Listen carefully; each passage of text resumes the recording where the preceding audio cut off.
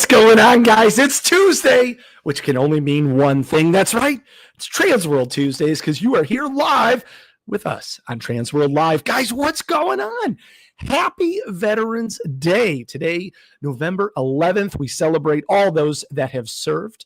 Thank you so much for being unselfish and taking care of us and giving us the freedoms that we love. And so thank you to everybody that has served, to our dads, to our granddads, to all of our relatives, to our brothers, to our sisters, to everybody. Thank you for helping make this nation what it is. Sean, you are first, as always. We appreciate you. How's everybody doing? Better now that you're here. And then Steve, what's going on? Welcome to TransWorld Live. We're excited that you're here. Guys, if you're new to TransWorld, we stream to 5 different channels, to Facebook and to YouTube. So wherever you're watching, please feel free to comment in. Now, we love when you watch, but we love you even more when you comment and let us know that you're there. This is an interactive show. We want you to be a part of the discussion. So please copy in just like Rob and Derek. Guys, what's going on? We hope you had a great season. I know that, Derek, you guys just wound down on Sunday. Hopefully you're feeling good already with a little bit of rest and relaxation. We've got some birthdays to celebrate. Today, we've got Kaylin Uchilla and Liz Scrone. Happy birthday to them. Tomorrow, Megan Seneker, Jeff Holmes. Happy birthday to them. Chris Vergillo, Kara O'Malley, David Quinn, and Peyton Abel on the 13th.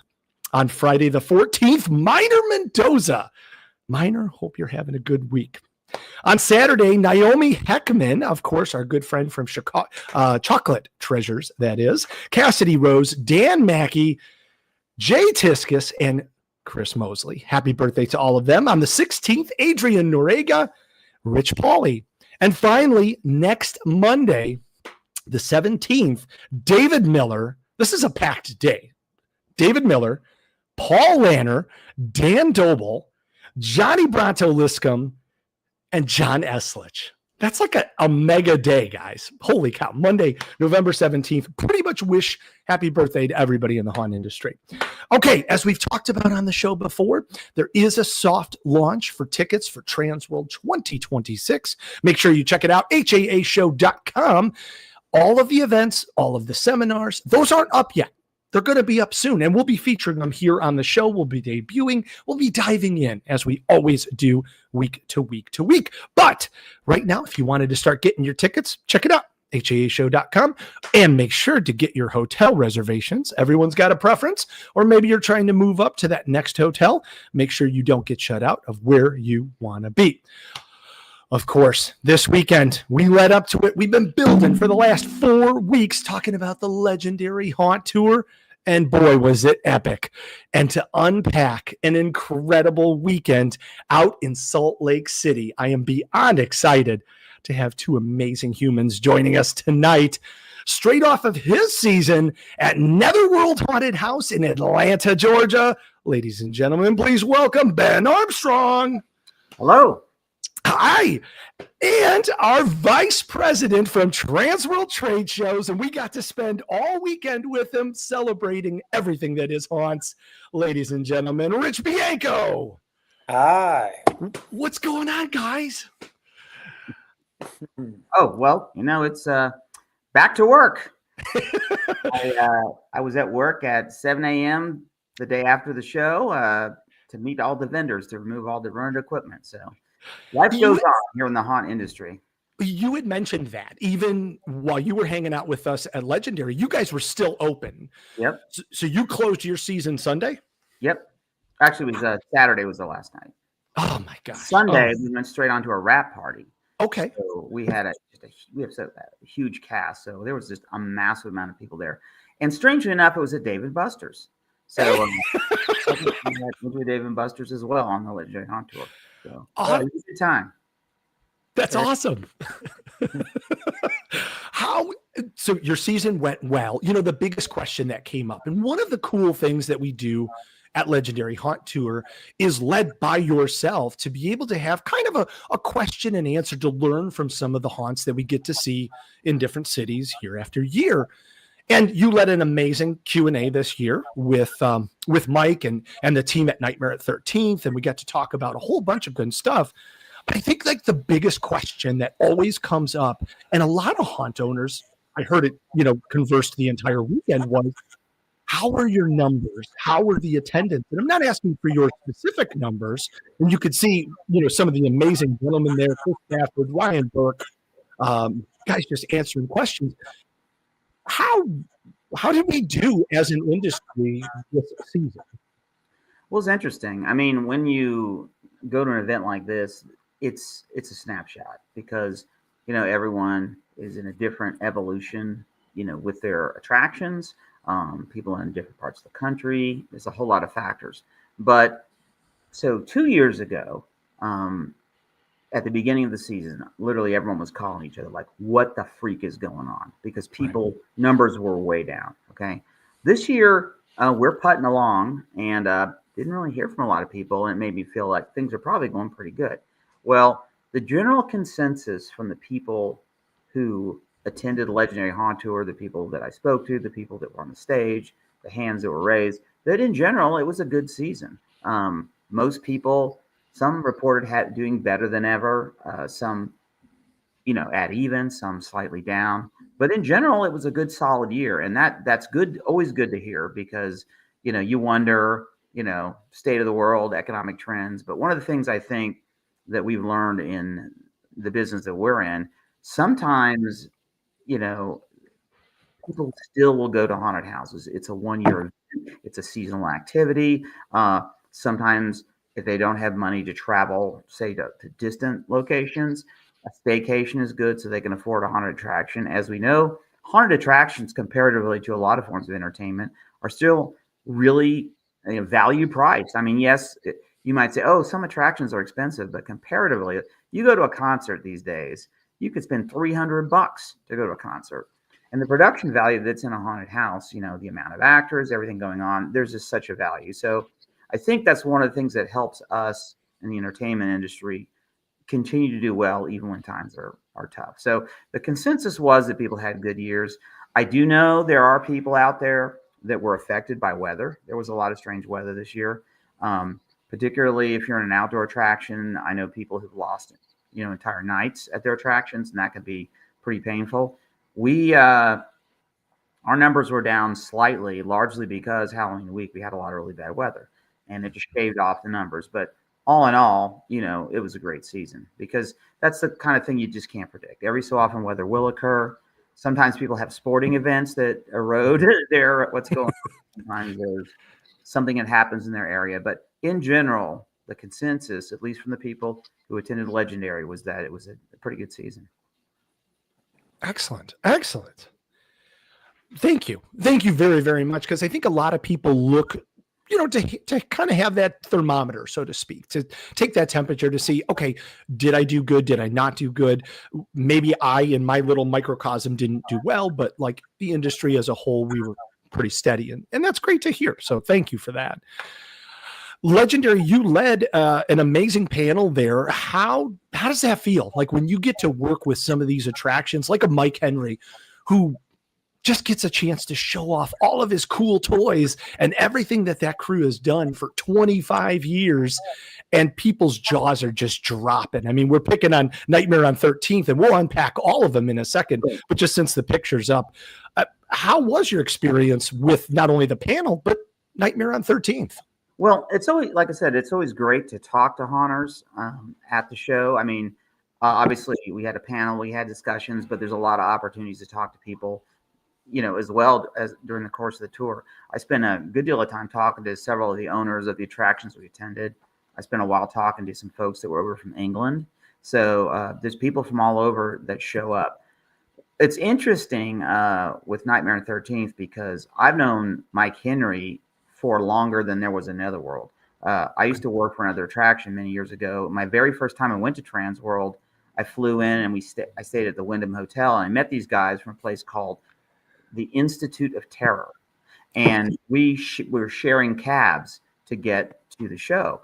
And that was Mike Henry and his partner, Troy. And this is way back. The thing, the Wyndham was famous because I think it's where O.J. Simpson supposedly dropped the glove, or something. This is a long time ago. This is what, like 30, I don't know, 34 years ago or something like that. I have no idea. But so I've known him that long, and I've been to Nightmare on 13th a number of times. I think this is the third time I attended just this past weekend. And it's changed so much over the years, but the core way they approach their attraction hasn't. What intrigues me about Nightmare on 13th, and of course, they actually changed from the Institute of Terror after 9/11 because the word terror had a taint onto it, so they changed their name, which is interesting. But as a throwback, their second attraction this year, they call the Institute of Terror. So that was kind of fun. But anyway, their approach. Now, in this industry, there's a lot of styles in design. Probably one of the more popular ways that people approach haunted houses in recent years has been extreme realism and detail is the primary driving force. But these guys were always gags first, meaning they wanted like every room to have like a different effect, a mirror scare, something where everything was a little different. It's kind of like Erebus, like it's a different thing that happens. Like I classify, say Erebus and Niles are two of the haunts that are extremely all about like the little tricks and the gags and the scares, and as opposed to I'm in a realistic environment. So that's always been their approach. But now over the years, they've maintained that approach, but they have layered on so much detail. So, anybody who loves a detailed haunted house, their jaw will drop going to Nightmare on 13th. It's spectacular. So right now they're kind of in a scenario over their long growth period where they sort of kind of have the best of both worlds. Love that. Love that. I mean, we're getting a chance to see some of the amazing pictures. Robert was on site to take a lot of these pictures. I can walk you through a little bit if you guys want to hear about what. Yes, please. So, yeah, please. I'll probably end up talking about all the attractions. I mean, I'm not going to tell you everything because the thing about the Salt Lake City attractions, they are huge. I mean, they are huge. It could be, those of us who've been around a while remember Rocky Point Haunted House that was in Salt Lake City. And it was a huge attraction and highly detailed and very famous and very high quality. And I think that has sort of continued over the years with the Salt Lake City haunts. So Nightmare on 13th, they've had this building for a long time. And I remember it as being big, but it was a way longer show than I thought. It had to be a good, seriously, probably 25 to 30 minutes maybe to go through the actual attraction, like the first one. And then the additional one added another, 5-10 minutes. It was like an add-on. So when you first arrive, you go into this courtyard and you see this giant skeleton there. They have these massive towers that are like something from Lord of the Rings, like, the gates of Mordor, all this stuff, really impressive, massive murals, just tons of photo ops. And they have their merchandise things there. I went around the side of the building to kind of look. We didn't get a queue there, but it's the queue line the normal queue line it leads in. Lots of murals, huge fences all welded together, and they always have big monsters outside. But it's a pretty imposing edifice. You go on the interior, and I think the castle styling continues throughout. In general, Nightmare on 13th is largely a fantasy-based Gothic vibe. Of course, they cover a lot of different things like most haunted houses do, but it very much has that sort of a feel to it as opposed to super gory or anything like that. So you go in and you queue up and you enter the show. Now, years ago, they had what they called their Nightmare Theater, where you queued along kind of this thing, this stage, and you watched all these animatronics. They've gotten rid of that, I think, to get even more space. So you go in and they put you in these different chutes. You head on in. And one of the things that's really interesting, you go through a lot of the downstairs and you go upstairs and you go back downstairs. And so you move around a lot of different environments there. But they're floors. Now, we at Netherworld pride ourselves in having very unusual floors, and people often mention those. But these floors, they were slanted and twisted, and it was all with the intent of taking you on a journey. So you would go in, and there were huge scenic pieces. And you first walk into the show, there's two gargoyles talking to you. Then you descend, and there's this like a towering bit of battlement that's collapsed, like it's from the actual tower. And they had a whole section we went through right in the beginning was Lovecraft based, which is a lot of what we use at Netherworld. It was like, a bar for Cthulhu, and there was a fisherman's town, and there was actual standing water, and you got on a ship, and you went through all these environments with octopus tentacles. That's a monster that was in that section. There's a huge harvest area with pumpkins and scarecrows. And all throughout, you had these actors, and the actors there were very purposeful. And what I mean is, they're all elaborately costumed. They would have sound scares, or they would have very specific sorts of scares they were doing. Like, for example, in the pumpkin area, they had a bunch of like pumpkin people praying to some pumpkin god or something. Of course, it was a mannequin scare, but it was all set up for that. But they didn't reuse that scare. That was just one there. Just different sorts of scares all along. And they had, anyway, as we went through all of that, there were other areas. There's a big section that was sort of on the ground floor there that was kind of like a New Orleans Bayou kind of thing. And they had the beads up, and there was a pirate ship you would go into. They had several of the large puppets, the Gorgalore style, but their puppets were very well concealed. Like, it was very dark, and this giant gator came out, but it was really well done, and it startled a lot of people because of just how it was presented. I think later on they had a giant rat. They had a gigantic ghost grabber as well. But we were just going through this whole haunted house with, like I said, really impressive set. And then we ascended the staircase. And it reminded me of being like in Kansas City, like the Beast or Edge of Hell, those huge staircases that are there. People have ever been to those. And, they had little hanging candles, kind of like in Harry Potter above it. And there's a whole series of more mansion style rooms there. And they had a couple of fantastic mirror gags. They have one, it's a 45-degree angle mirror set with a post. So it looks like there's no one in the room, and there's a guy right there. And you walk by, he pops right out. But not just like that, they did black light, and the guy was in a glowing costume. So there's nobody, and boom, there's a character. I mean, extremely well done. So they have a lot of things like that. They had multiple stunts. They had a guy who swung on like a rope across a wall. It was kind of like a climbing harness, and that was one I hadn't seen done quite in that way. And whereas the other ones, they had several different stunts where the actor was once again in like a ghost-like robe, but the black light turned on instantly, so he suddenly appeared flying at you in full view. This one, the wall was lit with a huge mural, and then the person was in black, and they swung across. So once again, they're varying the tones of what you're seeing. So, there's a depth of experience. There's multiple different things that are happening there. But yeah, there's so many different areas. They had a spectacular kind of cave area. They had a massive graveyard. And like I said, I like it too, because a lot of times people build stuff straight. It's crooked and twisted and broken, and like I said, the ground's unlevel, and you're going through this. A lot of structures of trees and twigs. They had really amazing skeletons that were posed and purposeful, and the level of art and detail there was pretty spectacular. So they had one section, you were going through all this, and it was as if you were in an actual dark ride. They had listed like the haunted dark ride, and I didn't see it until the lights on tour, but we were literally walking along. They'd set a whole track in the ground that you were walking along. They had all the classic dark ride art. It was super fun. And their final sequence that they had, it differed widely from sort of the fantastical elements that we saw through most of it. It was sort of like a movie theater, and you went into the screen, and there were two different movies. The first one was called The Thing with the Red Eyes.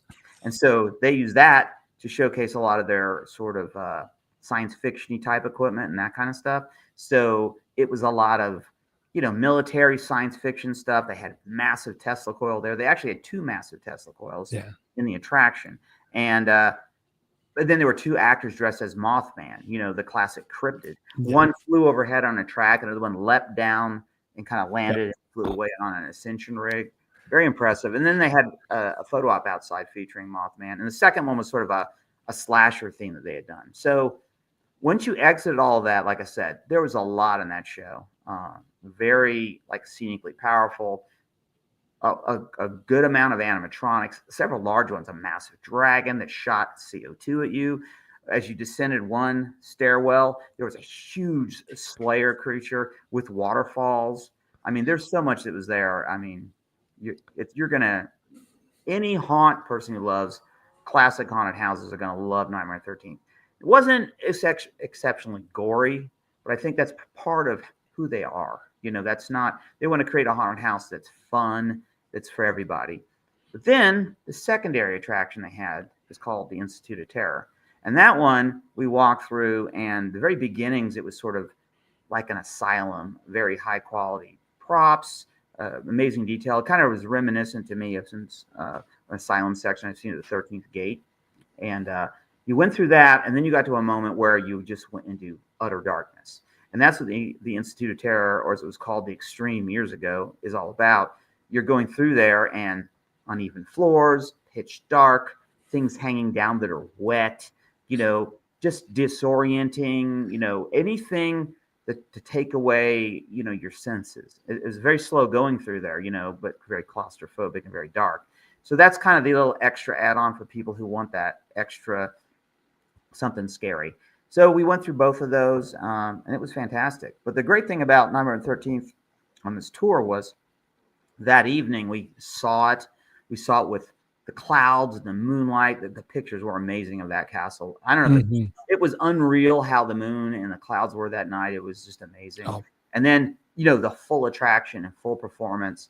And then the very next day we went back, and they were gracious enough to allow us to do a lights on tour walkthrough. So we got to go through and see the things again, and then to kind of understand what had happened in the spots, and they showed us their costuming area and all that kind of stuff. And of course, we also had a large meal, tons of food, some of the biggest pizzas I've ever seen. I had one slice, and I was done, but it was a feast that day. And so it was a great time over at Nightmare 13. Couldn't agree more. Thanks, Rich, because we really set them up good. I mean, we had a lot of food for them. So oh my gosh, yes, it was nice.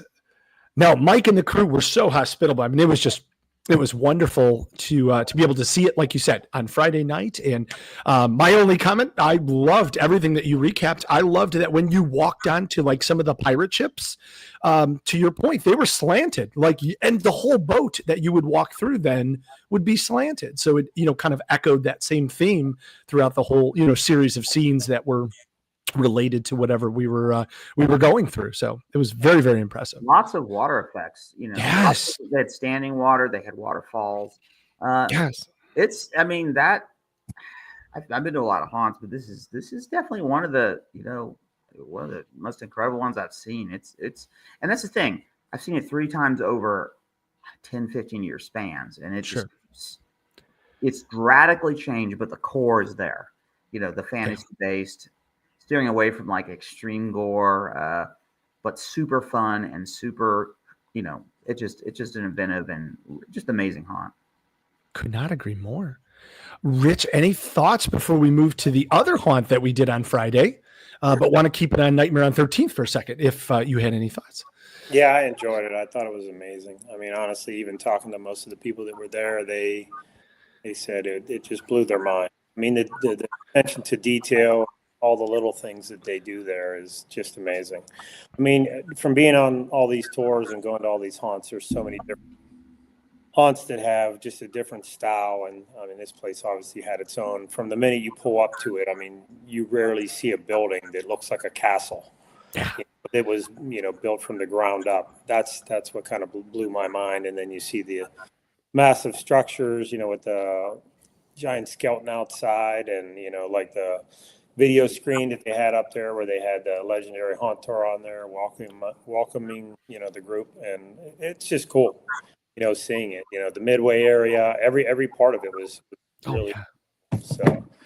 And I did going to Utah. When we did it 8 years ago, it was one of my favorite tours because, like Ben had said earlier, these haunts are so big and they're very unique. I mean, most people don't have the infrastructure like these guys do in this town, and there's so many of them, that are this good. That's what makes the tour really unique. To be able to see haunts of this magnitude and the quality. I mean, just looking at the pictures, you can see. I mean, it looks something out of Universal Studios or Disney World. Yeah. So. And Robert did a heck of a job taking photos and videos.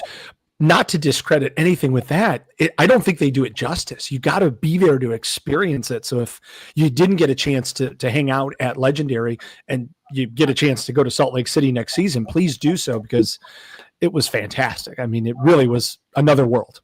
Yeah, it is true. Even looking at those photos out of the outside, you don't realize the enormity of the building. Yeah. It doesn't really show it in the pictures. It's huge.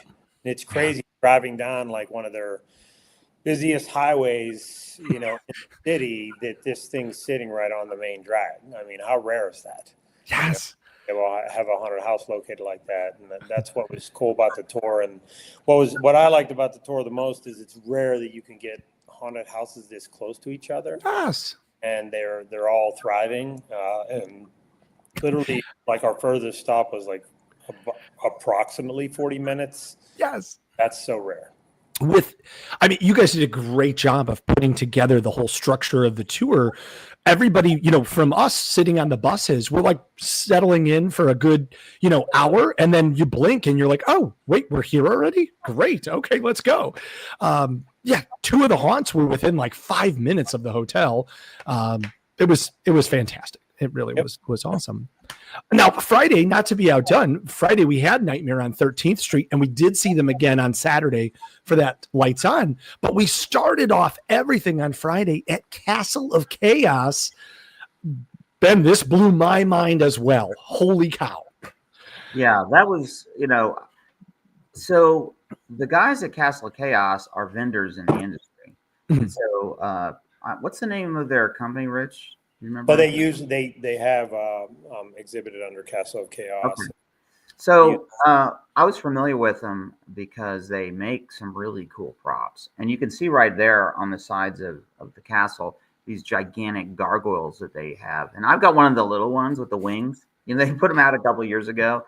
So it's really neat when you realize, oh yeah, these are vendors, and I purchased from these guys before. But they've got an interesting story. I mean, they've had a lot of different. At one point, they had 3 attractions in all areas of the Salt Lake City area. They've moved multiple times, so they've had a challenging go of it.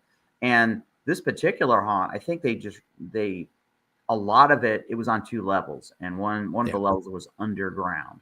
But I think they had just in the recent history had taken over the top parts. So they were able to expand. So I'll kind of touch on a lot of things about it that made it kind of different.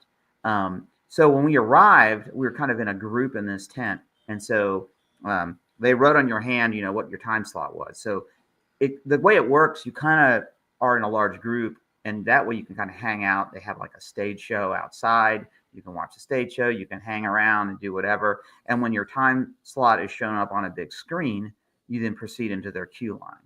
And the other thing, though, which was really set it apart, was the fact they have what's called levels of fear. Yes. And it was a very interesting thing they do. So apparently they have 5 levels of fear. We only had up to 3 on the night we were there. So the first level is you get a magic wand to make the monsters go away. So it's like a safety thing. Level 2 is you're going through a haunted house like regular. No one's going to touch you, but everything else is happening. And level 3 was that the actors can touch you. So the people who wanted level 3 got a little bracelet to indicate that they were up for a bit more fun than just, experiencing visually the attraction. So you got that. You got your little indicator of who you were, what you were up for that night, and your little time thing written on your hand. And then, we went into the queue lines, and we got to look at all this stuff. And we queued in, went inside, heard all the rules, and off we went into the attraction. And once again, like all the haunted tour, it was long. It was 2 different floors, just lots and lots of rooms. It probably tended to be maybe slightly more gory, a lot of medical, a lot of house type scenes, that kind of stuff, but kind of a fun adventure. My wife and I ended up going through with this other guy who was from Atlanta, and he got the touch thing. I wasn't about to get touched. Sorry. I was taking the easy way out, but we watched him. We go in and we'd be talking to the actors, whatever. And then they would come up to him and they were all over him, touching him and doing stuff. And And he was having a good time. And then for a minute, then I think he was like, what did I do? Like, where can I hide my bracelet? And we lost him because they made him crawl in some hole and he disappeared down some hole. I don't know.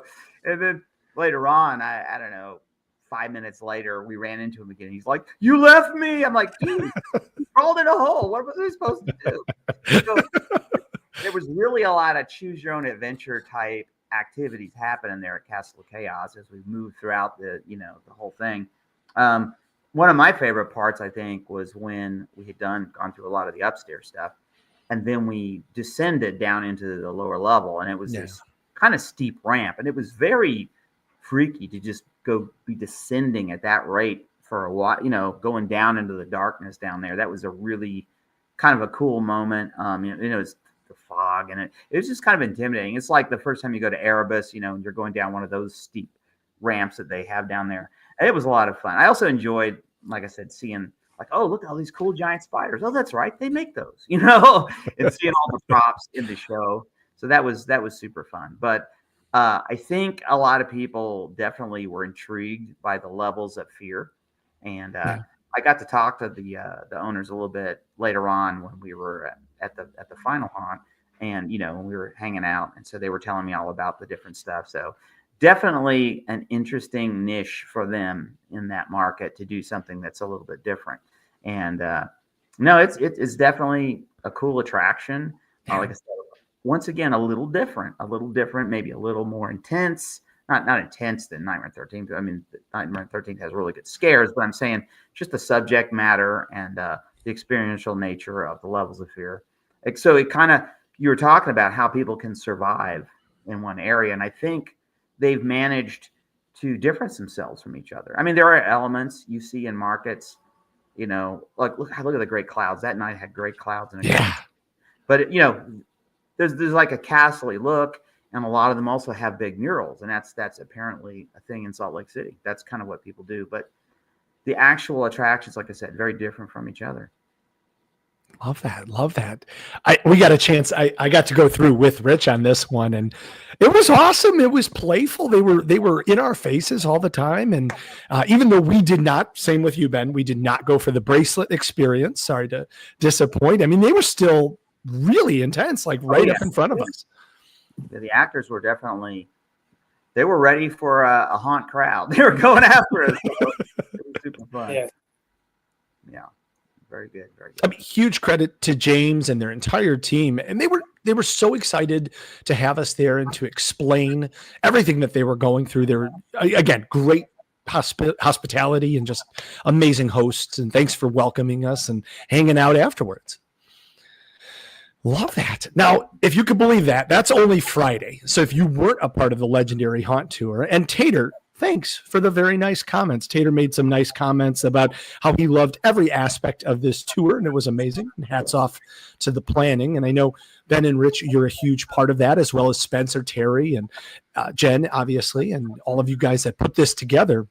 Great job. Amazing job. What a flawless night. But that's through Friday.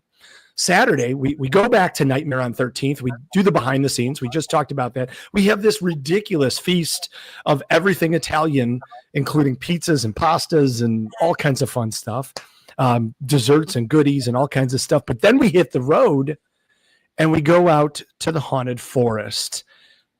Holy cow. 1 million square miles. Holy cow. 1 million square miles? That's like the size of Venus. No, I know.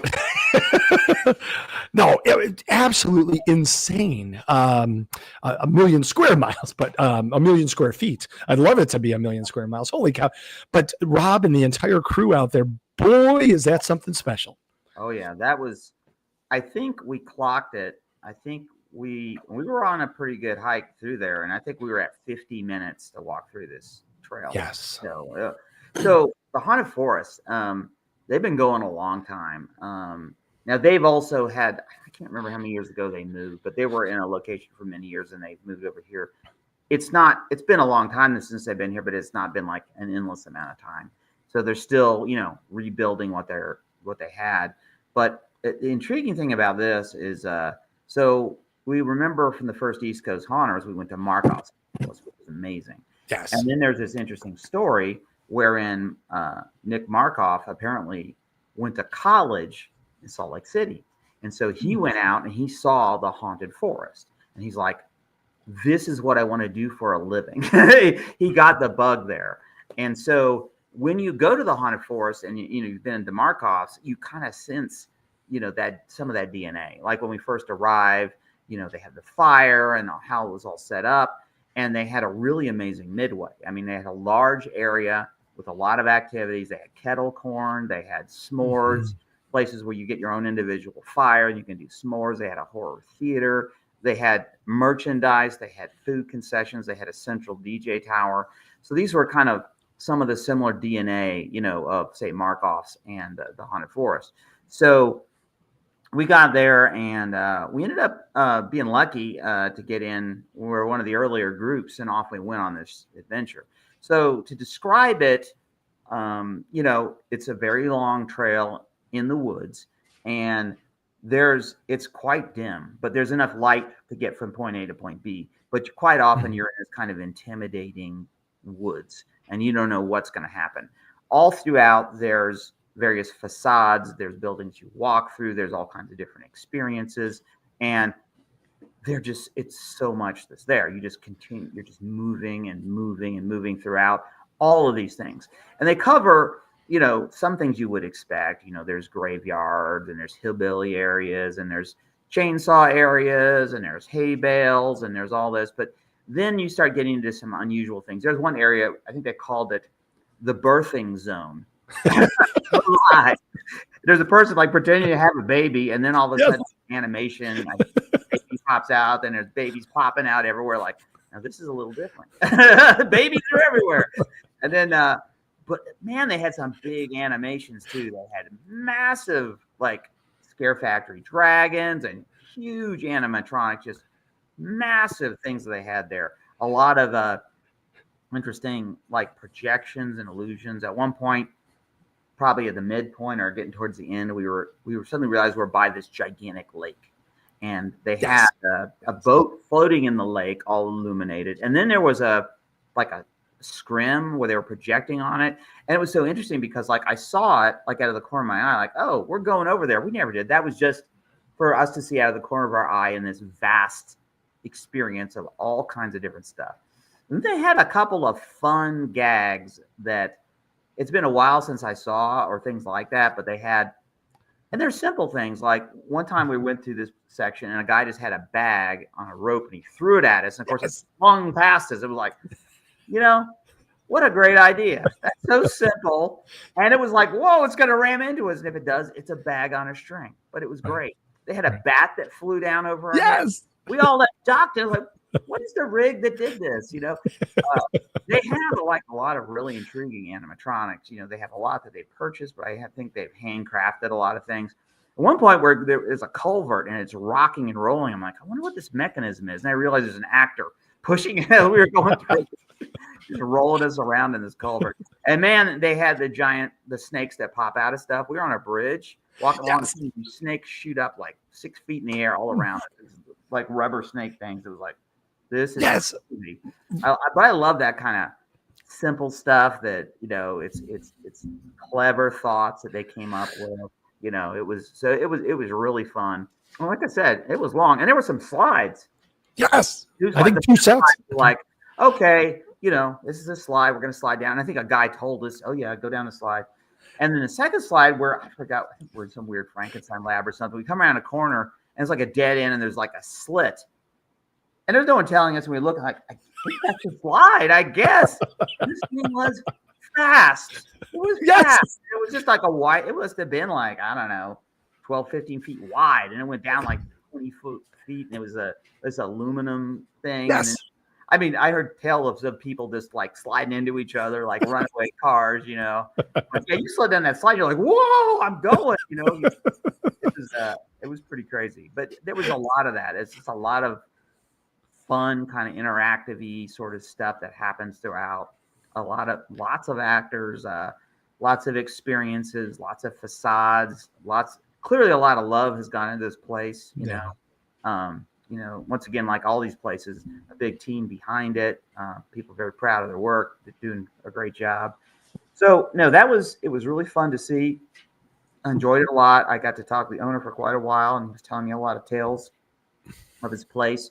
He was so excited too, because he's been around forever, and he was really excited to show the industry, this attraction. And he was telling me about meeting Nick Markoff, and about Nick came up to him, and he was like, "Oh yeah, you inspired me, and I built this whole thing." And he was like, "Wow, that is so cool," that I was a part of like helping this other guy launch his business. So yeah, very nice people. Then of course I went and I got the kettle corn, and I learned all how to make the kettle corn, and I was showing everybody the kettle corn maker.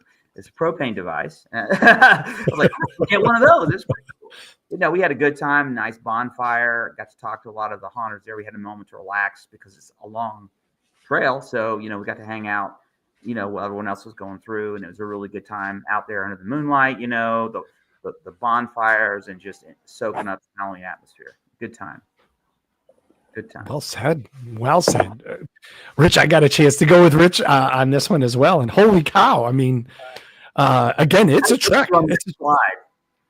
Because he's always wearing white. It wouldn't be good for the white outfit. No. Not at all. But that's how I stand out, Ben. I don't wear the black. So if you wear black, you go down the slide, you get white stuff on you. You wear white, you get black stuff on you. So it's true. We're both screwing up here. So yeah. Definitely a cool place. One of the best midways I've ever seen. It was amazing. It was a super long haunt. Gosh, it was so long. There was a lot of walking. I was like, wow, this thing just keeps going and going. But it was cool. I like the blindfold haunt, the blind terror. Oh yeah, blind terror. I did not get a chance to go to that one. It was actually pretty cool. So they blindfolded you the minute you got there, and you basically were guided on a rope. So you had to hold on to a rope, and it guided you through the entire haunt. So it was kind of interesting. And they had like actors in there like brushing up against you or like kind of grabbing your legs a little bit. Nothing too aggressive, but it was kind of interesting. And then different things popping you, like hitting you and stuff like that, just lightly. So it was neat because you had no idea where you were going. I'm like, wait, I'm putting on a blindfold here and we're going to walk through the whole. So it was, in all the haunts I've been in, I've never done that. It was kind of something different. And they were smart how they did it, where you just held onto the rope. And sometimes you just walk into walls holding onto the rope and you'd have to turn, So it was neat. Yeah, I diverted off to the kettle corn, and I took the kettle corn route. So even though we just had that massive feast, I was just eating kettle corn for like talking to people. We'll keep talking. Apparently they did very well because we went over with the Sapphire girls and tried to buy some hot cider, and they only had a half a glass left, and we tried to order four glasses, and they had a half a glass. I guess we were split it amongst the four of us, so we just took a glass, but they must have been doing pretty well because it was pretty crowded. So yeah, it was nice. Yes. It was nice to see, and you don't have to go to the gym in the morning, so it's great. Get your cardio done. Well, not to be outdone, we finished Saturday evening, but also the entire Legendary Haunt Tour 2025 at Fear Factory, and jaw dropped from everybody. I think the comment was, "This is bigger than anything we could have imagined." Yeah, I'll tell you what. So people had been to Fear Factory at the last Legendary Haunt Tour, and I heard a lot about it. And I was not. I mean, they didn't tell me the stuff that was there. They've added a lot. I mean, it was a very impressive show. I mean, walking up, this is the thing, same thing at Nightmare on 13th, these massive murals. It's in this old concrete factory or something, cement factory. There are massive, massive murals all at the sides of these buildings. And then they're also projecting onto other buildings. Nightmare on 13th did a similar thing where they actually projected onto a blank billboard. So you had like this giant screen in the area. So they let us in, we go down this road, and they had all kinds of actors coming at us, a huge like stilt walker guy, tons of photo ops, just an amazing amount of stuff. And then we arrive, and then we start kind of winding our way through this queue line of just huge pieces of junk, like gears and just all this kind of industrial equipment. And we queued up and we got in line, got ready to go in. And they kind of put us into these chutes. And I don't know, 8 to 10, 12 people maybe could squeeze into these chutes. And they had this character that was an animated character that was kind of, stalling and then releasing groups. And there's actually a lot that ties this attraction together as kind of a unified theme. And some of it I didn't read anything about before I went there, so I didn't know. But it's kind of seeped into my consciousness after going through it. I started to perceive what was happening. But I think the guy's called the Creep or something, and he's this weird character, like he was a janitor or groundskeeper or something. And so we go in. This guy, has this. Oh, we agree to this thing, and we look at a camera, and we, I don't know, thumbs up or something, whatever. And so we start by going down these steep stairs, and we go down these stairs, and like this at the bottom, a giant puppet comes out right at us. Well done. And then it's like this kind of jungly section, a lot of moss and ropes and snakes coming out and lots of actors. And then we're going to go to the basement. We kind of went up and we went down again, but I start perceiving they're like counting off sections, and there's the same voices talking, like, they're going to section 2. And it's, describing kind of what it's about. And I'm realizing maybe that's the character, and it's sort of tying the whole place together. So probably the second section, I don't know if I remember all of them, but the second section was like the centerpiece was this gigantic beating heart. And it was like taking the blood out of everybody. And we were starting to do a bunch of stairs. And I think the third section might have had a bunch of cyborgs or something like that going on. There was a character all suspended up really high in the air. And often we would go by these little stations where we'd see a bunch of cameras the cameras in the section. And I think maybe the supervisors were there, but they were also in character, and they would also kind of guide you. It was all part of the theming. But we went through a whole bunch of these sections, and there were several. I don't know if it was the hospital was before or after, but hospital wasn't very long, but it was very gory, very stinky. They had really nasty scents going on, and very visceral. And then I think was about the time when we went on that catwalk, and that's what everyone talks about. Yeah. Not only have they been going up all these stairs, there was so much welding had been done. It kind of, it was vaguely reminiscent at times of the City Museum to me, some of this going up the staircases and things. But anyway, when I say it's a catwalk, it's just like, you walk along and it's got open metal grating, like you would see at some haunts in a vortex tunnel. Like you could drop your cell phone, woo, down it would go. But it was a really, really long tunnel. And the first portion of it, and the way it was set, so you're looking kind of straight down because the way the metal was set on the thing. And there's all these swinging bodies down there. And I don't know how high we were. It was really, really high. And then at a certain point, we didn't see that anymore. And I could tell we were over something. And it was the actual haunted house. The bulk of the haunted house was below us. And you could kind of see lights and hear things down there and kind of sense what was happening. But a lot of people who were, afraid of heights were very unnerved by this. Even, I'm not particularly afraid of heights, but it's impressive being that high up. And every so often, after the jump, and it'd wiggle, and you'd be like, "Come on, guys, this isn't fun." But anyway, we ended up. I think we went next into a section, and they welcome to hell or something. So down we went, this steep stairs.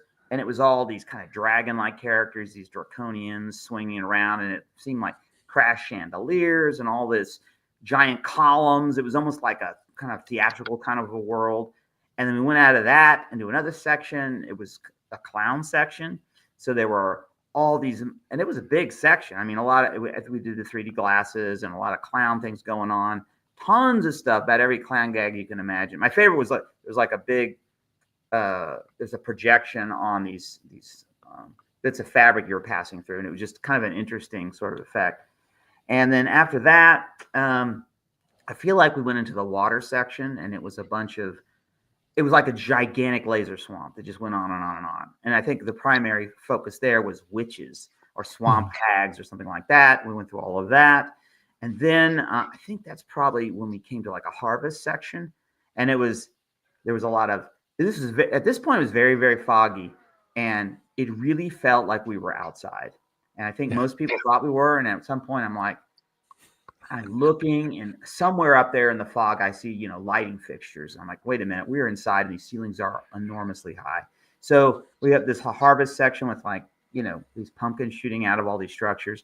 And then we came to this gigantic graveyard. I mean, and these were huge crypts, very dark, black crypts, animatronics, actors, reapers.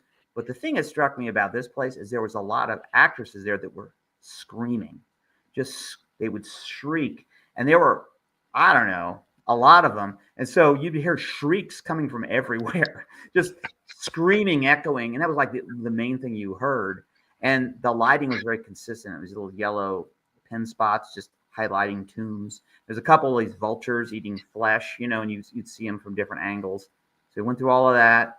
And then, lots of details in that area. And then, gosh, I can't remember all these things. I think at that point, we might have gone outside. There was like a chainsaw kind of, slaughterhouse kind of situation going on. And then probably went to then an apocalyptic sort of thing that was kind of the ending. And there was a bunch of stuff that went on there. And then there was this final section that was like a fog tunnel. It was so foggy. And they said, touch the wall, and you go, and we just went, and we went, man, we were in this fog forever, And we finally came out, and boom, got to a gravel path that led to where all the food and drinks were.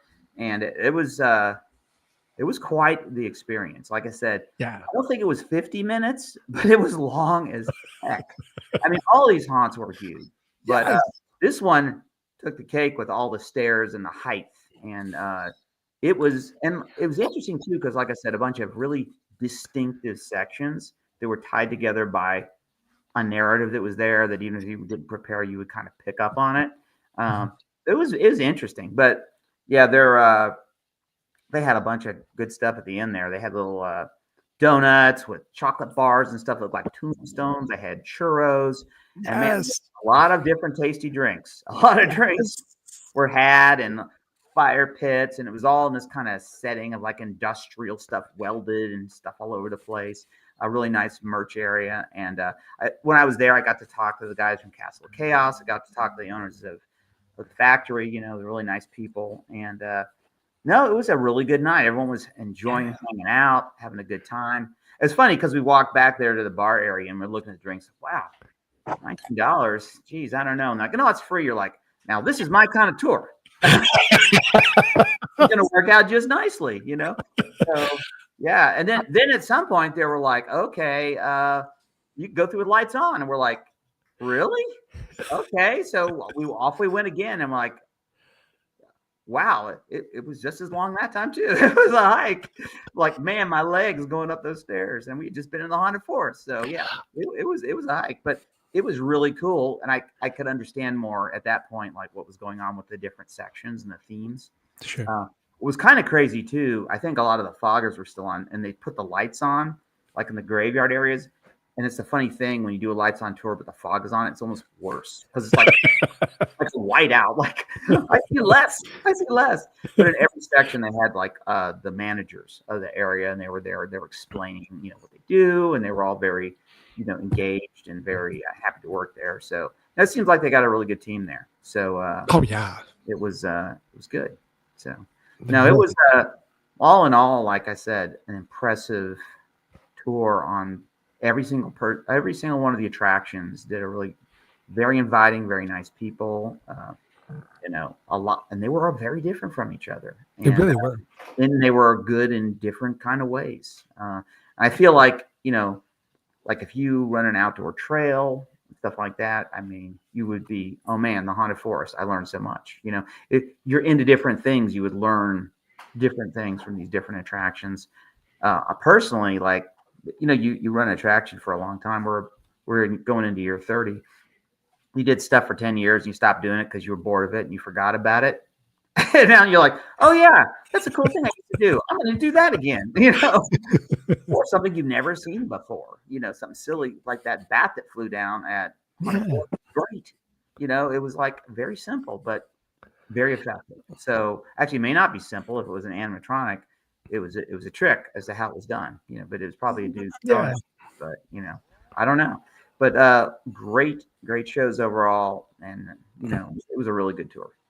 Yep. I couldn't agree more. And Rich, any thoughts on Fear Factory or the tour overall as we kind of start to wind down out of Legendary 2025? Yeah, but, unfortunately, by the time we got to Fear Factory, I was exhausted. So I'd say for the first pass through, I did not do that on like Ben. I was already tired. But literally amazing. Those guys went way overboard on things. They gave away so many things. They gave away goodie bags at the end where you had like a shot glass and some stickers and different things and some chapstick and just stuff that's what Legendary is all about. Most of these haunts, I mean, they're clearly not. Everyone thinks this is about making money on the tour. It's not really about that. It's about showing your peers what you can do and giving them ideas. And a lot of these haunts go the extra mile and do stuff like that. It's just really makes it a very unique experience. So these guys just went over the top with the donuts, the churros, the hospitality, all of it. Yes. Could not agree more. Yes, 100%. Someone can correct me if I'm wrong, but that catwalk being 6 stories up is just crazy. Yes, the dirty sodas hanging out in the entire bar area, their midway, their cast, their crew, the hospitality, over the moon, just absolutely amazing. And a huge credit. Sean had asked, how were the funeral potatoes? Yes, we did try them. Thanks, Heidi Dunfield. Unbelievable. We loved them, and they're so special. Love them so much. Yeah, those were super tasty. Right? And a lot of what they had were like sweets, and having the funeral potatoes, I'm like, oh, good. Exactly. Salty and cheesy. It's good. Yeah. Credit to Michael Shaley and Ghost Ride Productions. They're holding a trophy there. We've been so kind. We were able to give trophies and as a thank you to your cast and crew as a nice memento for being a part of Legendary 2025. And they're showing the trophy here, the custom creation from Michael Shaley that he does every year, special just for us. Yeah. So those guys are, Shaley's super talented. He's been doing those things for I don't know how many years he's been making those different kinds of trophies, and they're always great keepsakes. People appreciate getting stuff like that. Yes, it's a really good part to being part of this tour. Yes. We want to thank our sponsors, our main sponsor, which we're going to talk to in just a second here, but our ticketing sponsor is Ticket Spice. So we want to thank them as well. We're going to do a special feature with our main tour sponsor, Sapphire, in just a second, but drum roll, please, because we did announce it. It got leaked. Before we let you go, Ben, do we want to talk about what's in store for 2026? Sure. Word's out on the street. People have been wanting to go and see these attractions for quite a while, so we've got it. We're going to go to Woods of Terror. Everyone knows Eddie and his booth and his taxidermy and Eddie. And, Woods of Terror's got an amazing reputation. Spooky Woods, another, Tony has got an incredible, Tony and Donna, incredible show. And their offerings are massive. I mean, the exact details of what we're doing, we're working out, but most likely we're going to see a lot of their daytime activities, and they have so many things to see at Spooky Woods. And we're probably going to see a big Christmas component too. And so 2 massive attractions. And then also Lake Hickory Haunts. Maybe not as well known as the other 2, but man, these guys are bringing it. They have, they're incredibly creative people. They have a really good attraction. I keep hearing lots of people talking about it. It kind of goes around the lake and you're kind of really in the environment. But all 3 of these are really excellent attractions.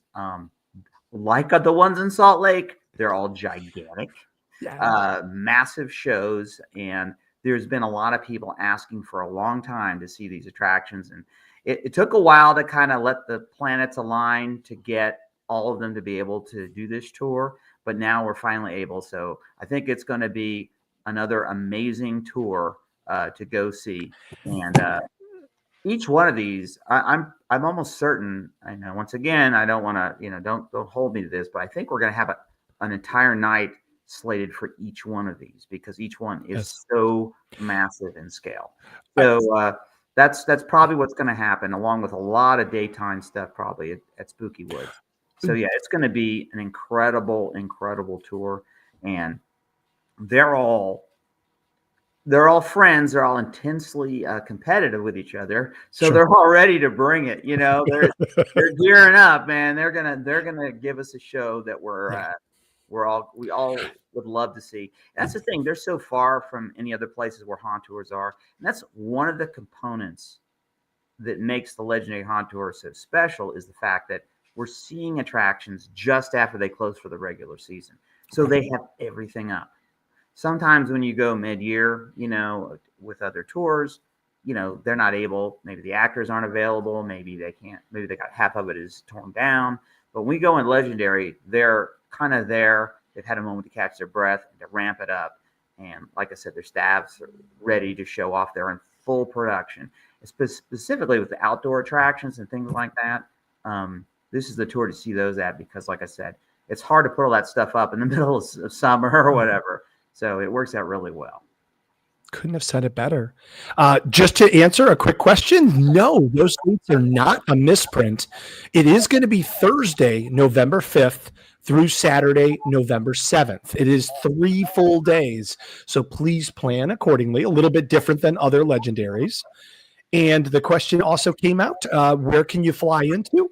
It's kind of right in the middle between Charlotte and Raleigh-Durham. So right, I think Charlotte it's a big place. So they're all within shooting distance of Charlotte. I think that's probably going to be again bigger airport. Early. So yeah. What was that, Rich? You talking about probably the bigger airport? Yeah, Charlotte for sure. Yeah, and I imagine, I don't know, I would imagine that'll be the most choices for hotels. I assume that'll be the hub, probably where we'll be based. Yeah. So I would guess they're all, like I said, they're all going to be not really long trips to get to. So it should be very good. Very nice. 3 outdoor trail attractions with loads of stuff, very similar but extremely different from each other. So it'll be crazy. Similar to Salt Lake City, massive haunts. Gonna be crazy. Well, Ben, before we let you go, and I know we've taken so much of your time, I'm so grateful on behalf of all of us that attend the tour and all of us that got a chance to hang out and listen to the recaps tonight. Thank you so much for all of your passion and your knowledge and all of your input. Do you have any final closing thoughts as we close out Legendary Haunt Tour 2025? Well, I tried to keep it brief. I'm very verbose, and I left out like 75% of the details on each attraction. So if you ever have a chance, you definitely go get to Salt Lake. Like I said, it's a beautiful town as well, and it's full of great haunts. But anyway, yeah, it was great seeing all the people there. It's always great to get we're all just out of season. Some of us were still in the season. All the people in Netherworld were like, "You bum, you're leaving us here. What are you doing?" But it was fun to hear reports of the things I missed. No, it was a fantastic tour, and I always got to say thanks to TransWorld for putting these tours on. Big thanks to all of the attractions for allowing us to come and extending this level of courtesy that you do, and thanks for all the folks that make the trek to come to this tour, because if it wasn't for you guys, we couldn't even do these tours. So it's great, and it's the first time that we really can see people. The next is probably IAPA, So, but it's great to kind of have that initial out of the gate, like, how was the season? You get to see all your friends and talk to them and kind of get an idea about what's happening. So, and it's really energizing too to see what other people did for the season and what other attractions do around the country. So, good times. You're amazing, sir. Thank you. Thank you for all you do in behalf of all of us. Thank you. Thanks for tonight. We appreciate you. Well, are you going to take like 15 seconds of rest and then you get started on your 2026 year? Oh, I've already started. I was at the whole day. Like literally, we got up at 4 a.m. to fly out to our wrap party. And by the way, we had a delay and I thought I was going to miss it, So when I did arrive, like 300 different people said, "Oh, you made it!" Very exciting. The very next day, like That's I said, at 7 to meet the vendors to return rentals, and I've been there every day. So, well, hey, we're about to head to Epic, Nice. so we're gonna get a little break. That's it. I like it. Well, enjoy your time at Epic, and we'll talk to you very, very soon on the road to TransWorld here in just a few weeks. All right, we'll see you guys later. Yeah. Thanks, man. Rich, it was seriously amazing. Ben did such a nice job capsuling all of that. And we kind of glazed over something that was really awesome. So we got a chance to partner with a new sponsor that we got to hang out with all weekend and go through these haunts and kind of torture a little bit. Do you want to tell us more about Sapphire as we bring on our very next guest here? Well, let's see. All right, ladies and gentlemen, welcome to the TransWorld Live stage, Bettina from Sapphire. What's going on? Hi, friends. How are you guys How are doing? you? Good. Yeah, I feel like I'm still energized from the weekend. Yeah. Are you you? holding the playing cards? Is the pack opened? Are you? Oh, there we go. You're There we go. actively using them. I think that was our first introduction to Sapphire for sure. You guys were there next to the registration booth, giving out loads and boxes of cards, pens, all kinds of fun stuff.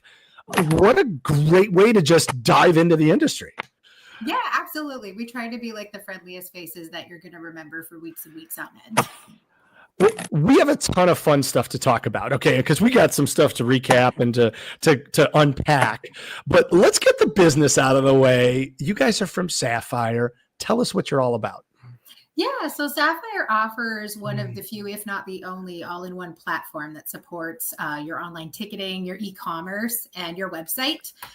We just put the control in your hands to manage all of that stuff, but you also have a super handy support team on the back end that's there to kind of guide you through the tools and the features and help you strategize throughout your event season. Love this. And one of the big things we want to help clear up any misconceptions. Yes, you do ticketing, but you do websites, you do branding, you do logo design, you do so much more. Yeah, absolutely. And even within our platform, we've got robust reporting, there's website analytics. Our in-house design team really loves the branding and logos, and not often used. We also do like marketing materials, so like email graphics and things like that for your newsletters. Love that. So you guys got a plethora of solutions here for any haunted attraction or any attraction, really. If you're trying to catch the attention of people and potential customers and bring them in the door, you're going to need something pretty snazzy to catch their attention, and you guys can help deliver that. Oh, absolutely. And our platform is like designed to be super intuitive, easy to use. We tailor it to somebody that's really not tech savvy at all, like forgets email passwords on a weekly basis, all the way up to people that are super tech savvy with like HTML and custom styling and things like that. Very awesome. I know you got a chance to have some discussions with haunt owners and with people around Legendary. The rumor is that you guys are going to be coming and joining us at TransWorld in March. Can you maybe put that one to rest? Will you guys be there? Oh, heck yes. I'm so excited. I've got the confirmation. Like, I'm ready to book my hotel now if we can. Like, I want my flight booked. I've got my bags packed still. I mean, everything is good to go. Well, as we get closer to TransWorld, we're going to talk more because we want people to know what you guys are about, get really in depth, and then make some time to, during their TransWorld 2026 to come see you guys at the booth, book some time to talk about potential solutions and offerings where you can help them grow their client base. Yeah, absolutely. We'd love to dedicate some time. I know even if you want to touch base before and just kind of get some housekeeping items out of the way so we can have a really in-depth conversation at TransWorld. We're super excited to do that as well. Our contact information obviously is on our website. And I wish that our lovely Ashley was with us tonight. I'm so sad she couldn't make it, but she's actually on to her next trade show as we kick off trade show season. So dearly miss her tonight. Rich was concerned.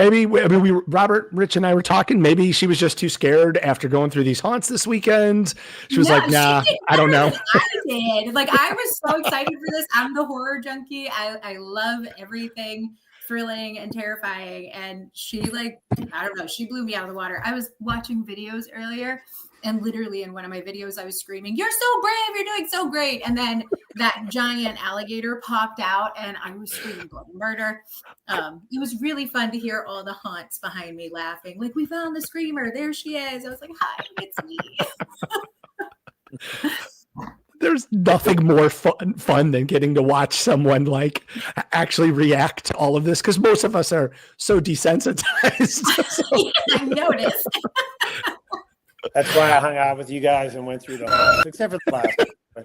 It's fun to watch. Yeah, we're really counting on you, Rich. You left us literally hanging from 6 stories up. My knees. Yeah, as soon as you told me you were scared of heights, I said, "You're on your own." That's okay. We made some friends from Kansas. They were super great. Yes. They were very sarcastic and playful the whole walkthrough. So we handled that one like champs. We didn't need you anymore. Here's the footage.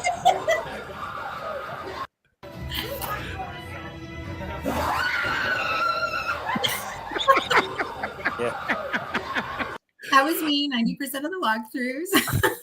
I mean, Rich, you had to, was it pretty much the same thing through every walkthrough? Because I know you were with them and just seeing them like ducking and cowering and covering. And Yeah, it was actually kind of cool because most people that go on the haunt tours, I mean, they either own haunted houses or Right. they're, working in them and they're managers or whatever. And there's no screaming. I mean, people just walk through and they look around and they're like, "That's cool. Yeah, I like the way they did that." None of what you just saw there. So that's well, you're not alone, Bettina, because Tommy just said the same thing. The alligator got him too. So The thing was huge and it looked like it was coming right at you. I remember I was pushed, like I had my whole body against the wall, just like, no. That was rough. But I loved every second of it. what's your perspective as not being a part of, going through a ton of haunted houses in your life and then all of a sudden going through 4 major ones all in 2 days?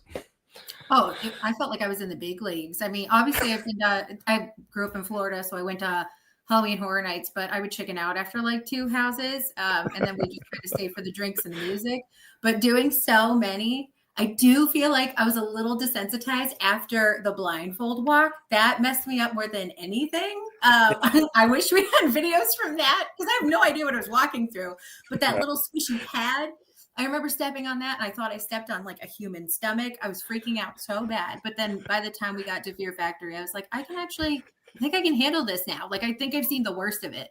I'm sure I haven't. And I wish I'm going to bite my tongue and regret saying that by the next time I see you guys. But for now, I feel like I conquered something. I did some great things. Yes, you did. Amazing. You guys both did. So. Yeah. People love that you brought the buzz balls too. Yes. I'm glad they were a huge hit. I've never tried them before that night. So. Well, yeah, learning from this crowd. I mean, the playing cards were a nice touch, but the alcohol went a little further. People love that. I've been selling it as like a party pack for the pregame, the after party. I felt like that really helped. So next time, yeah, when you go back to the office and talk to Laura and the team, you tell them we need shot glasses and we need flasks. That'll I would not be surprised if they're actually like sitting in watching this right now. So you might be able to tell her right. That's stuff people love, and you can put that sapphire name all over it, and they'll be yeah. It was great to see because as people had registered, I mean, even before we started, they were hanging out. They were coming up to your booth and they were taking the buzz balls and kind of mingling because of what you guys did for them. So thank you, because that kind of helped start the party. Oh, yeah. And I love that energy too. I really just love getting to know people and kind of having the small talk conversations and like doing the icebreakers before you actually get into all the embarrassment of me screaming the night away. Nice that they can see me normal before that. Now, I know your cohort. We see Ashley in the screen there.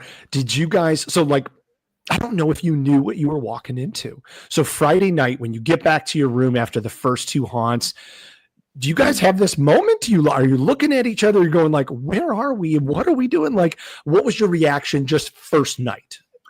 Well, again, I'm totally into this. This is like Yeah. my bread and butter. So I was so excited. I called everybody that I possibly could. I woke friends up and I was sending them videos. I'm like, you're not going to believe what I'm doing for work. This is the coolest thing ever. And then I think Ashley had to go back to her room and kind of watch some of her decompression shows and put on some comfy clothes and just like her noise canceling headphones. Like she was tapped out. Saturday again, she was such a trooper, but I would relive it every weekend if possible. I mean, that was just so much fun. It was so cool. I even came home and I made my son sit on the couch with me. It was almost like the old school, like parents come back from vacation and watch the slideshow. Yep. And I forced him. I'm like, look at this video and look at this video. Yeah. It was a really good time. It's a great way to start. And we're so grateful for your partnership.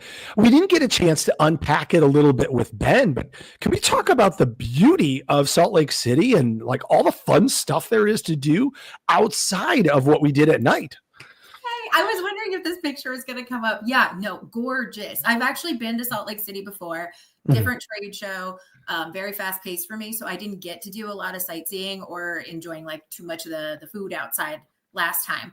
I actually tried one of their like resident burger places, Crown Burgers. They do like this pastrami burger. I was super impressed. I've never heard of that before. Anybody who hasn't been before should definitely stop by and give it a try. And if you like onion rings, you're going to get a mountain this high. I felt like such a glutton because I had nobody to share them with because Ashley wasn't there yet. But all the food that I got to try was just phenomenal. Really good energy. I went to one of their local grocery stores, Harmon's. That was really fun. Lots of fancy cheeses. But this reservoir that you guys, so amazing. So, I mean, I've got mountains here in New York, but nothing like that. Nothing that I've seen yet that I could find that looks like this. I'm really happy I made it back up the hill with you guys, though. I wasn't sure if I was going to after those buzz balls. No, Rich brought us to this awesome place. And the pictures, again, kind of a theme that we've had throughout the last 4 or 5 weeks, talking about Utah and the haunts, but also this majestic, nature scenery here. The pictures don't do it justice.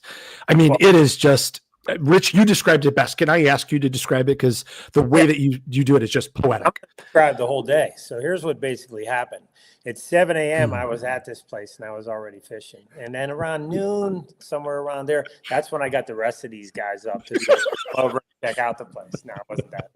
But so, yeah, what the weird thing about it is, I think it was 8 years ago when we did Legendary here before, a friend of mine that was there from the Zombie Army, Bobby Schmidt, he calls me on the phone, and if anybody knows Bobby, you don't ever give him your car, and he says, "Hey, can I borrow your whip?" And I was like, "What?" I'm like, "Whip is?" He's like, "Can I borrow your whip?" And he had met this girl, and I was like, "Yeah, you're not borrowing." I said, "What is that?" He said, "It's your car." And I was like, "Oh." Well, I said, "Well, you're definitely not borrowing the car. If Jen finds out about that, she'd kill me." I said, "So I'm happy to drive you wherever you want to go." And lucky me, he ended up like finding this place, and we went there. So the weird thing was when I came into town, I like to fish, and I was trying to figure out where this place was. And I'm like, man, I cannot remember the name of it, anything. And then like the first day I was talking to Spencer, and he was giving me some options, but they were all just too far to go to. And this place is literally only like 23 minutes away. So I start going through my pictures, and I'm like, man, I wonder if I have a picture of like with the location on it. And the weird thing was I found all the pictures, but none of them back then had the location listed on them. It was kind of weird. Now it just like automatically does it. But anyway, I kept paging through, and then I found one that, had the name. So it was kind of cool. And then I decided to go there early in the morning, and then called you or texted you guys and said, "Hey, this is where I'm at. If you send some pictures," and everybody was like, "Yeah, we're coming." So, but unfortunately, there's one thing we should tell your bosses is that anytime you get sent somewhere and you take an Uber, you need somebody that understands how to get there, because you guys ended up in some other place 30 minutes away. I don't know where it was. To be fair, I don't think that was on us. I really think it was the Uber system, because they just decided that industrial area and all those businesses were where we needed to be that day. Right. So Looks like they it was end great up- territory for a new haunt, if you ask me. yeah, It they end up was. minutes away from where I'm at, and then I walk all the way up the hill because it's a whole thing. I'm down there fishing the reservoir, and then they're like, "Yeah, we're gonna be there," and then they're like, "Wait a minute, we're at the wrong place." It says we're 23 minutes out. I said, "Well, you were 23 minutes out from the hotel." So anyway, we all ended up there. Had a great experience of seeing it. I mean, the pictures don't do it justice of how beautiful it actually is. It is literally gorgeous driving up there, and gorgeous going there. So it's a great place to go if you get an opportunity here in Salt Lake. And But the absolutely. thing is that you don't even need to leave downtown because you've Yeah. got that mountainscape surrounding you when you're in downtown. I mean, I thought that was so cool too. So sorry, Chris. No. To Rich's point, literally, it is if you find the right directions. It's 23 minutes from downtown. It's crazy. You're in this city urban environment, and then 23 minutes later, it's just dead silent in in nature. I mean, it's just beautiful. Drive up was gorgeous. Driving up there through the mountains was really pretty. Oh yeah. It's gorgeous. I know Robert's showing, and credit to Robert. Robert was taking all these amazing photographs and videos throughout the entire weekend, but just kind of shows you like you've got this cityscape, and then behind that you've got the mountains. It's just crazy. What a beautiful city. Yeah, wonderful. We had a chance. Spencer was a great tour guide to many of us. I know the Graffiti Girls and Rip City FX and some others. Everybody was taking his advice. We ended up at a great brunch place called Sunday's Best. And so we had great food, great vistas, great friends. It was just a great time to really reconnect with all kinds of amazing people. Huge credits. Ben talked about how he talked to some people from the UK. We had people from the UK. We had people from Puerto Rico, people from Hawaii, a lot of people from Canada. Just awesome to see this collection of amazing haunt lovers. Yeah, that's what's fun about Legendary. So, Bettina, what did you think? Meeting all these different people and the experience of it all. I had such a blast. I feel like I went to summer camp and I came home with a dozen new friends. And I can't wait to see all these friendly faces again in March. And I'm such a holiday girly. I love Thanksgiving. I cook all day. I love Christmas, born and raised Catholic, big holiday in my house. And I'm like, can we fast forward? Because I would actually rather just be back with the group doing this again. So I have a question for you. Who was at this isn't your first year going to TransWorld, I don't think. Or maybe it is. Maybe you went to MHC. I don't know who were the girls that were at the previous show. The Sharks? Yeah. That was Jody and Jen. Jody and Jen. So you got to outdo those guys because I almost fell over laughing my ass off whenever they walked in. So we have a costume ball and they walked in these inflatable shark suits. Or blue. and our show is highly competitive in the ticketing market. So it was kind of funny. And the other ticketing companies that were there, I was actually teasing them. I said, see, those people are cool. You guys come here in your regular logo jackets and look at these girls, what they did. So you have big shoes to fill when you come to TransWorld. I do know Jody and I have some sapphire blue Pac-Man suits just hiding in our closets that we could revive. They're really fun because you can stuff your arms and your head inside, and then you're literally just the shape of the little Pac-Man ghost running around. Yeah. Yeah, it was pretty funny. There you go. Nice photo. There we go. Robert for the win. Nice job. Look at that. So what show was that? Robert? Midwest Hunters, maybe, I believe. Yeah. What year? Yeah, that's cool. Oh, it was last year. Yeah. Last year. Okay. Yeah. Nice work, guys. Yeah, they did a great job coming in those That's things. awesome. Yeah, you can't miss us. We're always in our blue. We love our blue. That's why the hair's got the blue again. We're going into conference season. I need people to recognize me. So. Love it. All right, guys. All right, this is our favorite kid question. We love asking it, and we get to ask both of you. And I'll chip in if you want me to. But what was your favorite memory from this weekend? And people in the chat, please comment in about your favorite memory if you joined us too. So, do I go first? Yeah, sure. Yes, I'll go first. Mine was meeting Bettina and Ashley. I thought it was really cool. I mean, they were kind of like my kids the whole weekend, drive them around everywhere and thinking about everything. But similar to my kids, I felt like I was at home with my 4 kids. So was kind of the same thing. So one telling me they're tired, and the other one telling me they're ready to go out and party. So it was, that's like, so. But all BS aside, I thought you guys did a great job. I think your demeanor and the way you guys handled a lot of the guests. I mean, these guys, like, it's competitive there, and I think you guys had a soft approach, and I think people really like that, and I think you're going to do very well going forward. Oh yeah, I love making personal connections. I mean, if I had to pick a favorite moment, I couldn't pick just one person. So I'm so sorry, Rich, if I don't say that you're also the best part of the weekend. But hanging out with you guys, just like the way that you took us under your wings, it was so much appreciated. We had such a blast. It was really great though, the after party that we had at the Fear Factory, just kind of getting to actually mingle with everybody. Like everyone's got the endorphins going and everybody's super talkative. Oddly enough though, I think just I'm a people watcher, so it was really, really great doing the lights on tour. I loved watching so many of you get just like so excited and like start brainstorming and like, oh my God, look at the way that they incorporated this on this door. And like, we could do something like that. And we want to build a mausoleum and we want a movie theater. And I love that DIY world. And I didn't realize how much of that is still in the haunts, because obviously you do have the props and the things that you can purchase. But I was talking to one of the girls about how, they still just go to antique shops and thrift shops and they like piece together fun little things. And I love that creative aspect of it. So watching all the people with the cogs turning, that was really magical for me and really fun. And I was like, oh, even if I'm not the one building the haunted house, just like talking to people about that, I enjoy that type of stuff. So I think that might have been my favorite. If I had a bittersweet moment though, as much as I hated that gator, I do think like that's a really good memory that I'm going to take with me for a really long time.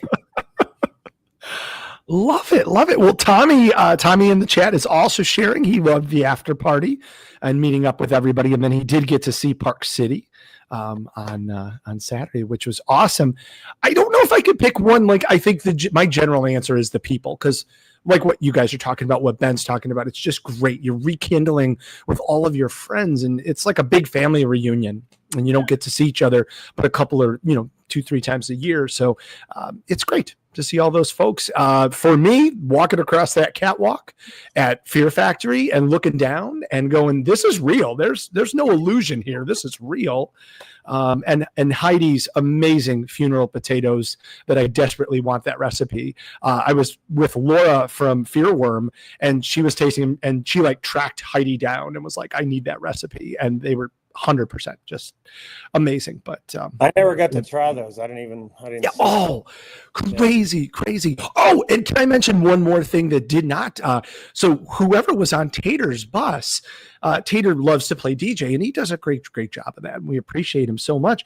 But he had started playing a song, and it was a wonderful song. And then you started listening to the lyrics, and you found out that he actually had an AI generated song just for the Legendary Haunt Tour weekend. So maybe we can get a copy of that and play that for you guys, because it was pretty cool. People were rocking out and they're like, wait a second, did they just talk about Legendary Haunt Tour and Fear Factory? And it was like, yeah, that's exactly what happened. So shout out to Tater. Nice job.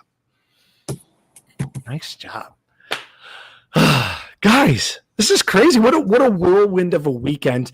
And Bettina, really, I mean, as Rich has done a lot more, but as we've done all these events, you feel like it's a whirlwind, like whatever length of time the event is. So like TransWorld, that's a week long, it feels like a whirlwind. Did it feel like you blinked and you got there Friday morning and then you're home on Sunday? Yeah, especially how long my travel day was. I was like, I didn't have enough time there. Like, I really wish that I could slow things down or like pace myself a little bit better. And that's why the camera was in hand all weekend, because I just know how these things go. And like you said, we only see each other a couple times a year, and I'm brand new. And the fact that I'm so attached to so many people already, because you guys were all so welcoming and so fun, it's so crazy.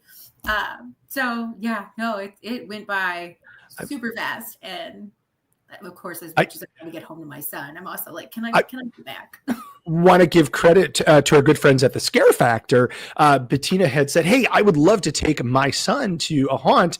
Immediately when we got home, we went to the Scare Factor, found her a haunt that's very, very close to her place, and hopefully she'll get a chance to see an upcoming Christmas show. So he's trying to convince me to bring at least like 5 friends, and we'll see. I don't know if I can hang out with that many teenagers all at once. We love it. We love it. Rich, how does it feel now that we're done? We got through another amazing legendary, and now we'll have 3 days to look forward to in 2026. Yeah, it's going to be different. I mean, 3 days sounds like a lot of fun. I mean, this has always been one of my favorite tours, and when we did it last time, I actually had suggested us going back there again. We generally don't go back to places this soon. We did it within 8 years. Usually it's a lot longer than that, but the haunts were so good that it just, made sense, for the people that didn't get to come. And to be honest, there were a lot of new people that weren't there the last time. So that was kind of nice. But yeah, I'm looking forward to North Carolina next year. Yes. Love to see Eddie's Place and Spooky Woods and Lake Hickory Haunts. Ryan, to me, coming guy. I think he's young, a young owner, and it's kind of neat to see that new blood in the industry coming up and building something so amazing. From what I understand, the kid took all his own money and invested into this haunt, and it's thriving now. So he's doing a good job. I think it's going to be really cool to have a 3-day tour, because we don't normally do usually 2 days. So this one will be a little longer, and it'll probably be a lot of fun. Hopefully we have great weather. Yes, and we have great weather this one too. Hopefully, if you have any recommendations for amazing vistas or natural scenes or fishing holes, definitely let Rich know, because we're going to have to start planning. So, well, I mean, we're going to Lake Hickory Haunts, so I mean, there's a lake. Exactly. Sounds like an easy win right there. I love it. There's a lot of swamps there too, and North Carolina. It's true. Well, Bettina, definitely everybody check out. I know Robert put it in the chat, sapphire.com. Go check out all of their amazing stuff. And you don't have to wait until TransWorld 2026. You can ask for a meeting now. Bettina, what's the easiest way for people to get a hold of you if they want to start talking? Well, definitely. I know there are so many different forms and little buttons that you can click on the website that just say, request a demo. If you do want to talk to us just directly, like I'm Bettina at sapphire.com. I know that's a hard name to spell, but it's right there on the screen. So yeah, no, we're super excited, super looking forward to meeting everybody that we haven't met on the last haunt, and then seeing all the friendly faces again at the next one, and just kind of like adding to that rapport and the memory bank that we have with each other. So yay. Yeah. Thank you guys so much for having us this weekend and bringing me back so soon. Like, this was really nice to have the recap with somebody other than myself and my cat. So we love that. We love that. Well, guys, as we wind it down, any final thoughts for the evening? Not for me. I mean, I just think it was a great tour. I'm glad that, we got to experience it again, and I look forward to this every year. So on to next year, and we have a lot coming up with TransWorld. So we do. We'll keep it right here. Of course, TransWorld Live will be your number one source for all the latest and breaking news. We're going to take a couple of weeks off. We've got Thanksgiving to celebrate, and then we'll be back right in your living rooms, on your phones, or wherever you watch us on Tuesday, December 2nd. We dive into Christmas, the holiday season. I'm sure there's going to be some minor Mendoza. We can't do that without him. Side note, wish him happy birthday. We love that. So happy Thanksgiving, of course, from Jen, from Rich, from all of us at TransWorld here. Thank you. Thank you to you and your families, your haunt crews, and everybody, and enjoy your holiday. And we'll see you back on the road to TransWorld starting December 2nd. See ya. Thanks, Rob.